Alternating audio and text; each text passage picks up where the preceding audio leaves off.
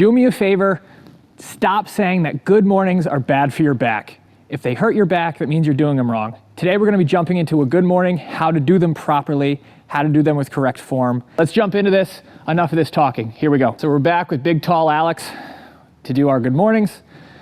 The purpose of a good morning is to be able to challenge hamstrings, glutes, core stability, and positioning. We see so many bad good morning forms on the internet, and honestly, that's probably why they get such a bad rap for being bad for your back. So what I want to demonstrate is the basic form of a good morning. You can vary these with your stance, you can vary these with a bar, and we're going to show you a few things at the end of this video that you can kind of adjust. But the key features of this deadlift with a straight bar is how you should be doing the good morning in all of your training. So Alex, let's jump right under the bar. First things first, grip on the bar. I like to keep my squat grip. I like to keep gripping the bar exactly where you do for a regular squat. You see people coming out wide, you see people doing all sorts of crazy shit. But the idea is we want to focus in on maintaining the same position that we keep with the squat, because what that does, again, packs the lats, stabilizes the core, and you train this as you would with a normal squat. So we unrack as usual. And this is where things, for a lot of the times that we see on the internet, go wrong. I want you to treat this just like you would a normal squat. I want you to brace, get nice and tight here, lock that bar down, and now, instead of thinking about going straight down like you would in a squat, I want you to think about reaching the hips back, pushing the hips back, keeping the knees behind the toes. And what I want you to try to do, good, you can come up, is only go down as far as you can maintain a good position. So when I say good position, I mean core stabilized. I don't want to see any sort of lumbar flexion with this. Yeah, so I don't want to see, now if Alex were to keep going down, I don't want to see him round out. That's not what we're looking for. We're looking to keep all this tension and all this force in the glutes and in the hamstrings. This stays stable. This does the moving. We want to load the hamstrings and the glutes to be able to start really getting a lot of muscular development in that area as well. So I'm going to have you do a couple more reps. When you are sitting back, I want you to really focus in on the feet, right? So I'll demo here. You can just relax here for a sec. What you'll see a lot of, if you want to do a rep and let your feet round out, almost like push them out, you'll see a lot of people push really, really hard from the knees and their toes and feet come off the ground. That's not what we're looking for. We are trying to keep those feet flat on the ground. You can come back up. Keeping those feet flat, gripping the ground with those feet, and maintaining that contact with the ground is, again, going to help you stabilize the weight and get the force where it needs to go, again, into glutes and hamstrings. Next, what I don't want to see is this turn into a gnarly, weird hybrid squat. So when I say knees behind the toes, I don't want you to push your hips back and then just give it up with the knees. And then it's just turning into some weird squat variation. No good. What we want to focus in on with the good morning specifically, treat this almost like a deadlift with a bar on your back, right? We want to hinge. We want the hips to go backwards.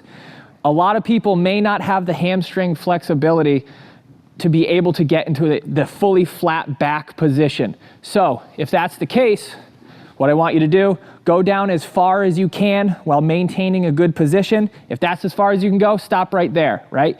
Like I mentioned before, if Alex were to go down any farther, his upper back may start to round and he may lose that brace and that tension, and that's where you get that lower back pain. So if you were to look at this from the side, I want you to keep that bar over the middle of your foot. If Alex does this right, you'll see it right over his center of mass the whole time. There we go. So as his hips go back, that bar stays over center foot. Again, anything coming out of that center of gravity is going to be loaded. We want the hips, the glutes, the hamstrings to be loaded without letting that bar go too far over the head. The last thing I'm going to mention here with this form, because I'm kind of beating a dead horse, make sure your bar is in a position where it's locked in. If you're using a straight bar and you don't necessarily have the mobility in the shoulders to lock it down into a low bar position, you may have to put it up a little higher. So if you put it up a little higher, realize that you have a bar on your neck. I've seen too many people try to guillotine themselves, going too far in terms of depth for a good morning, and all of a sudden, bink, there goes their head. Off with his head, right? So we went over the basics. We went over essentially how to do this, but how do you program this into your training? You'll see different schools of thought when it comes to a good morning.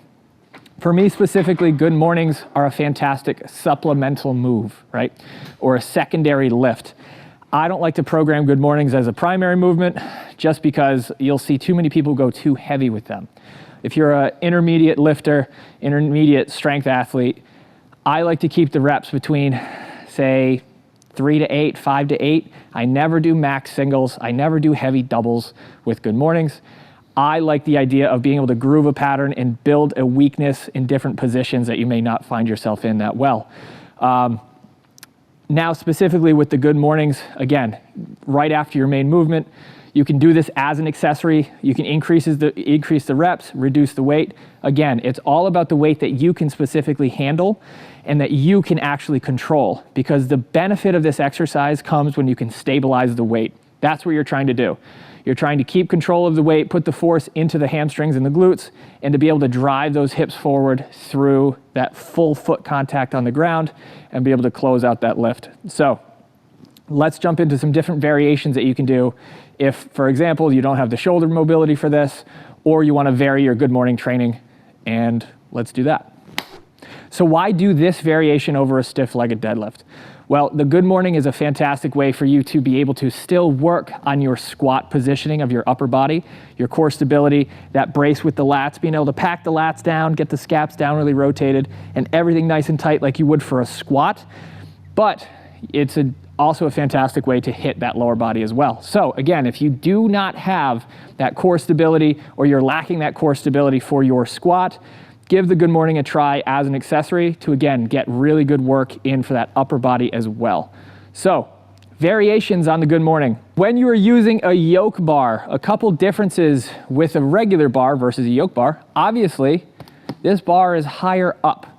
Anytime you're gonna have a bar higher up on your back, as you get into a good morning, it's going to put more pressure in that upper back. It's gonna take some of the pressure off of the glutes and the hamstrings, but now it's gonna force that upper back to work even more. I would even say that this is more for your upper back than it is for your glutes and hamstrings, because this is going to be the limiting factor in how much you can load on the bar. The yoke bar is a fantastic tool for always being able to get you to get more out of that upper back, forces you to stabilize. But at the end of the day, a lot of people are not able to maintain a good position with their upper body for a good morning, and this is a good variation. Also, if you have any sort of arm injury and you can't deadlift, you can't stiff leg deadlift, you can't do any of those accessories, this is a great way to get a lot of hamstring and glute work without needing to beat up your arm, or if you can't actually grab a bar. So this is one variation. I'm going to show you one more variation that you can implement into your training and your programming, that if you have access to this bar, it's an amazing way to get a lot of work and to change up your training so you enjoy it more. Finally, the last version of a good morning out, guys, I want you guys to try is with our elitefts Rackable Camber bar. Find it on elitefts.com. But the Rackable Camber bar is really, really cool, because if you are lacking any sort of mobility in that shoulder, or your shoulders are beat up from benching or from squatting or whatever, and you still want to do good mornings, you can utilize this bar. So Alex here is going to set up with this bar just like he would in a low bar position. But if you notice, his hands are down lower. This is going to require a lot less of that mobility in that upper back, or a lot less fatigue on those shoulders that you may have after a bench day, or if you just have jacked up shoulders. This is a great variation that you can use. Not only that, but as you come down, because it's sitting down a little bit lower, you're going to get more emphasis on your glutes and your hamstrings. A bar, and we'll sit down on the bottom there for a second. So if you notice, the barbell was up just a little bit higher. This can actually sit a little bit lower on the back, and that yoke bar was way up here. The higher you go up on the neck, the more you're going to get into the erectors, the more you're going to get into that upper back, but the less you're going to get into the glutes and hamstrings. The farther down this bar goes on your back, the more you can load the glutes and hamstrings and take that upper back out of the movement. So you can relax. Perfect racket. So there you go, good mornings. They're not bad for your back, you're just bad at good mornings. So what we need to focus in on, just to kind of a quick recap, make sure you're stabilizing like you would with a normal squat. Make sure that bar stays over that middle of that foot and you're allowing those hips to come backwards. This is not a squat, this is a hinge. We wanna work on glutes, we wanna work on hamstrings, and we wanna make sure that brace is there. Make sure you're doing these right. Do not overload them with weight. Do not go for heavy singles with these. Treat them as a supplemental lift in your training program, and what you'll find is that the carryover to your main lifts will be absolutely tremendous. So if you like this video, like, subscribe, share it with everybody, and I will see you in the next one.